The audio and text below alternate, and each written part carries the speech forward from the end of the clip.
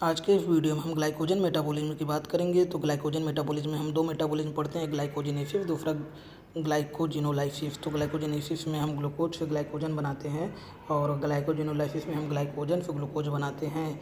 पर ये steps irreversible होता है। कहने का मतलब ये है कि जो ग्लाइकोजेनेसिस है, मतलब जो ग्लाइकोजन का फॉर्मेशन है और जो ग्लाइकोजन का डिग्रेडेशन है, इनको हमें अलग अलग पढ़ना पड़ेगा क्योंकि ये इरिवर्सिबल स्टेप्स होते हैं। अब यहाँ पर ग्लूकोज को ग्लाइकोजन में किस लिए कन्वर्ट किया जा रहा है, हम ये देखते हैं। क्योंकि जो ग्लूकोज होता है इसे काफ़ी जगह चाहिए होता है स्टोर करने के लिए, और उसके बाद ये बहुत धीरे मोबिलाइज्ड होता है, और इसके बाद ये जो है सेल की स्मॉलिरिटी को बढ़ा देता है, मतलब कि सेल को कंसंट्रेट कर देता है। तो जिसके अगर मान लीजिए ग्लूकोज होगा तो सेल फेल होगा और बस्ट कर जाएगा। अब हम पहला मेटाबॉलिज्म की बात कर रहे हैं, ग्लाइकोजेनेसिस। जैसा कि नाम ही बता रहे हैं, यहाँ पर ग्लाइकोजन का सिंथेसिस करना है। अब ये कब होगा? वेल फेड स्टेट में होगा। वेल फेड स्टेट का मतलब जब हम लोगों ने खाना खाया तब से लेकर 4 घंटे तक, वो स्टेट को हम लोग वेल फेड स्टेट बोलेंगे। अब जब हम लोग खाना खाते हैं तो उससे क्या होगा, ग्लूकोज एब्जॉर्ब होगा, तो उस टाइम क्या होगा, बॉडी में ब्लड का ग्लूकोज लेवल बहुत ज़्यादा होगा। तो हमें पता है कि अब ग्लूकोज आ गया बॉडी में। अब ग्लूकोज जो है या तो ग्लाइकोलिसिस में जाए या ग्लाइकोजेनेसिस में, ठीक है। तो यहाँ पर ग्लाइकोजेनेसिस ज़्यादा होगा एज कम्पेयर टू ग्लाइकोलिसिस, क्योंकि ब्लड में ग्लूकोज बहुत ज़्यादा है। क्योंकि बाद में हमें जब ग्लूकोज नहीं होगा तो ग्लाइकोजन से ही ग्लूकोज बनाना पड़ेगा। अब हम बात करेंगे ये कहाँ पर होता है, इसका साइट। तो हमें ये पता है कि देखिए लीवर में तो होता ही है ग्लाइकोजेनेसिस, ये सबको मालूम है। देखिए ग्लाइकोजन क्या करता है, एनर्जी देता है। तो एनर्जी किसे चाहिए? मसल्स को चाहिए।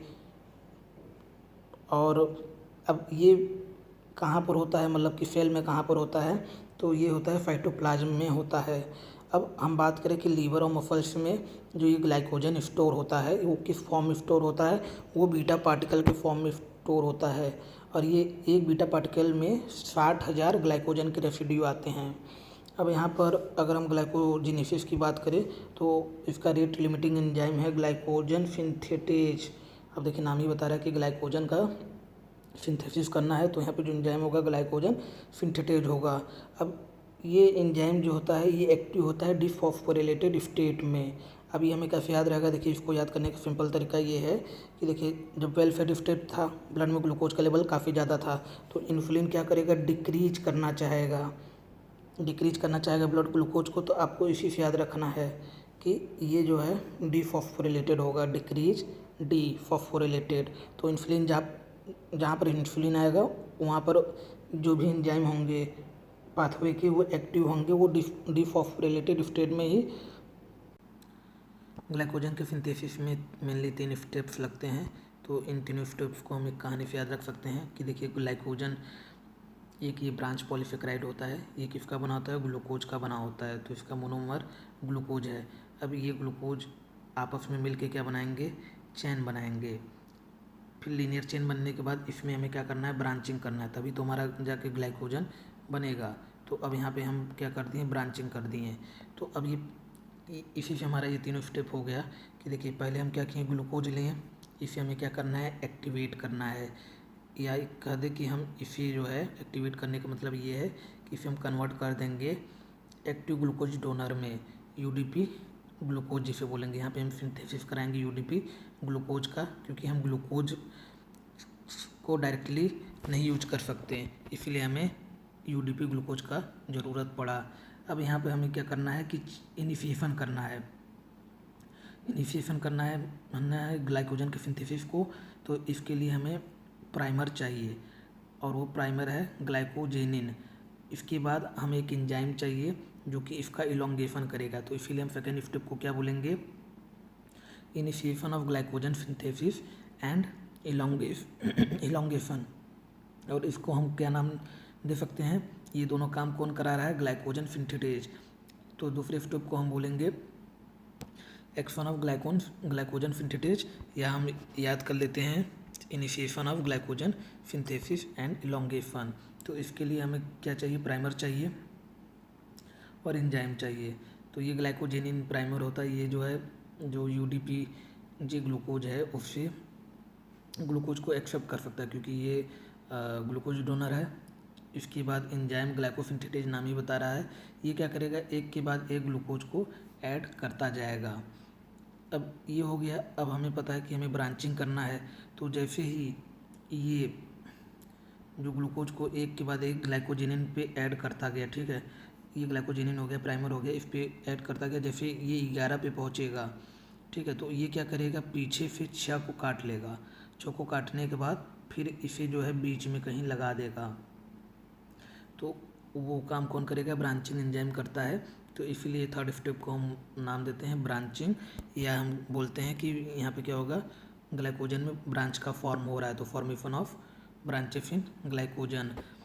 अब हम यहाँ पे देखते हैं फर्स्ट स्टेप में क्या हो रहा है, किस तरीके से ग्लूकोज को एक्टिवेट किया जा रहा है।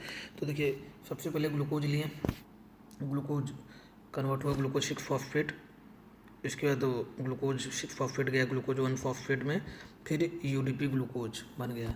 तो यहाँ पे एंजाइम जो काम करेगा, हेक्सोकाइनेज काम करेगा ग्लूकोज को ग्लूकोज 6 फॉस्फेट में बदलने के लिए। और ये ग्लूकोज 6 फॉस्फेट और 1 फॉस्फेट की अगर हम बात करें, तो यहाँ पर कौन सा एंजाइम काम करेगा, क्योंकि ये दोनों क्या हैं, आइसोमर हैं। तो यहाँ पे म्यूटेज एक प्रकार का आइसोमरेज एंजाइम होता है, तो इसका नाम हम क्या दे देंगे, फॉस्फोग्लूकोज म्यूटेज, क्योंकि यहाँ फॉस्फेट है, यहाँ पे ग्लूकोज है। अब यहाँ ग्लूकोज 1 फॉस्फेट बन गया। ग्लूकोज 1 फॉस्फेट का बनना बता रहा है कि यहाँ पर ग्लूकोज का ग्लाइकोजन का सिंथेसिस होगा। अब इसके बाद हम इसमें ऐड करेंगे ग्लूकोज 1 फॉस्फेट पे एक न्यूक्लियोटाइड डेरिवेटिव, जिसे हम क्या बोल रहे हैं, यूटीपी, यूरिडीन ट्राइफॉस्फेट, और यहाँ से ये 2 फॉस्फेट निकल जाएगा। तो मतलब यूरिडीन ट्राइफॉस्फेट ने अपना एक फॉस्फेट ग्लूकोज फॉस्फेट को दिया, तो जिससे ये क्या बन जाएगा, यूरिडीन डाइफॉस्फेट ग्लूकोज। अब क्योंकि ब्लड में हमारे बहुत सारे ग्लूकोज हैं, क्योंकि वेलफेड स्टेट है ना, तो इससे क्या होगा, यूडीपी ग्लूकोज भी बहुत ज़्यादा बनेगा। कहने का मतलब ये है कि एक्टिव ग्लूकोज डोनर बहुत ज़्यादा बनेंगे। अब सेकेंड स्टेप में हमें क्या करना है, इनिशिएशन करना है, ग्लाइकोजन सिंथेसिस करना है। तो हमें ग्लाइकोजिनिन चाहिए, तो हमने ग्लाइकोजिनिन ले लिया। और इसके बाद हमें, क्योंकि हमारे पास अब एक्टिव डोनर है जो कि अपना ग्लूकोज दे सकता है, तो ये ग्लाइकोजन सिंथेटेज क्या करेगा, यहाँ से ग्लूकोज को उठाएगा और ग्लाइकोजेनिन में जोड़ता चला जाएगा। और ये जब 11 पे पहुँचेगा, जैसे कि 1 2 3 4 करके ये पूरा जब 11 पहुँचा, तो पीछे से 6 हेक्सासेकेराइड को ब्रांचिंग एंजाइम काटेगा और इसे जो है किसी के बीच में, जैसे 1 और 2 के बीच में लगा दिया। तो इस तरीके से यहाँ पे हमें ब्रांचिंग देखने को मिल जाएगा। जैसे कि आप यहाँ पे देखिए, ये आगे ब्रांचिंग हो गया ना यहाँ पर, तो इस तरीके से यहाँ पे हमें ब्रांचिंग देखने को मिल गया। अब फिर क्या होगा कि देखिए, ये काम चलता रहेगा, मतलब कि जो इलोंगेशन और ब्रांचिंग वाला काम चलता रहेगा। और फिर ये किस में कन्वर्ट हो जाएगा, ग्लाइकोजन में कन्वर्ट हो जाएगा। तो यहाँ पे जो ब्रांचिंग एंजाइम है वो कैसे काम कर रहा है, हम ये देख लेते हैं कि देखिए, ब्रांचिंग एंजाइम ये क्या करेगा, अल्फ़ा 1,4 लिंकेज, क्योंकि जो यहाँ पे हमने ग्लूकोज बनाया अभी, ये कैसा है, लीनियर था ना, लीनियर था। तो ये दोनों के बीच में हमें पता है अल्फ़ा 1,4 लिंकेज होता है। तो यहाँ से ये काटेगा, ठीक है, यहाँ से ये हेक्सासेकेराइड काटेगा और उसको काटने के बाद यहाँ पे जोड़ेगा, ठीक है। तो ब्रांचिंग बना रहा है, तो यहाँ पे काटने के बाद यहाँ से इसको यहाँ पे जोड़ेगा। ब्रांचिंग करने का मतलब कौन सा लिंकेज आएगा, अल्फ़ा 1,6 लिंकेज आएगा। तो ये क्या करेगा, इसे काटेगा भी और फिर लिंक भी करेगा, मतलब कि काटने के बाद इसे ट्रांसफ़र करेगा दूसरे नए साइट पर। तो ये काम करता है ये ब्रांचिंग एंजाइम। तो इसका नाम क्या है, अल्फ़ा 1,4,1,6 ग्लूकेन ट्रांसफर। अब हम ग्लाइकोजन मेटाबॉलिज्म में हम देखेंगे ग्लाइकोजिनोलाइसिस को। तो नाम ही बता रहा है कि यहाँ पे हमें ग्लाइकोजन का डिग्रेडेशन करना है, मतलब कि ग्लाइकोजन को कन्वर्ट करना है ग्लूकोज में। तो ऐसा हमारे बॉडी में कब होता है, जैसे हमने जब खाना खाया, वो हमारा वेलफेड स्टेट था, उस टाइम ब्लड में ग्लूकोज बहुत ज़्यादा था, लेकिन 4 घंटे बाद ब्लड का ग्लूकोज कम होने लगा। तो अब उसे नॉर्मल करना है। तो उसे नॉर्मल करने के लिए जो बॉडी में ग्लाइकोजन बने थे, अब इन्हें जो है ब्रेक किया जाएगा ग्लूकोज में। तो ये कौन सा ऑर्गन करता है, ये खाली लीवर ही जो है ब्लड ग्लूकोज को इंक्रीज करता है। जबकि ग्लाइकोजिनेसिस दोनों में होता है, लीवर और मसल्स में दोनों में हुआ था, अभी हमने देखा।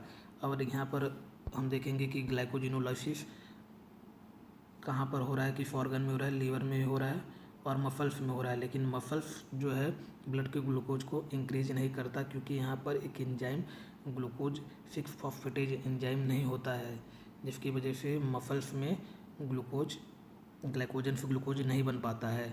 अब ये किस सेल में हो रहा है, मतलब सेल के किस हिस्से में हो रहा है, तो हम बोलेंगे ये साइटोप्लाज्म में हो रहा है। रेट लिमिटिंग एंजाइम क्या है, यहाँ पर ग्लाइकोजन फॉस्फोराइलेज है। तो आपको ये काफ़ी सिंपल तरीके से याद हो जाएगा, क्योंकि यहाँ पे आपको याद रखना कि ग्लूकोज फॉस्फेट बनता है, प्रोडक्ट जो है ग्लूकोज फॉस्फेट बनेगा या ग्लूकोज बनेगा। तो यहाँ पे एंजाइम हो जाएगा ग्लाइकोजन फॉस्फोराइलेज। अब यहाँ पर जो ग्लाइकोजन फॉस्फोराइलेज है ये कब एक्टिव होगा, तो देखिए अर्ली फास्टिंग स्टेट में जो हार्मोन काम करता है वो ग्लूकागॉन काम करता है, तभी तो ग्लाइकोजन को वो कन्वर्ट करेगा ग्लूकोज में। तो यहाँ पर ये एक्टिव होगा फॉस्फोराइलेटेड स्टेट में।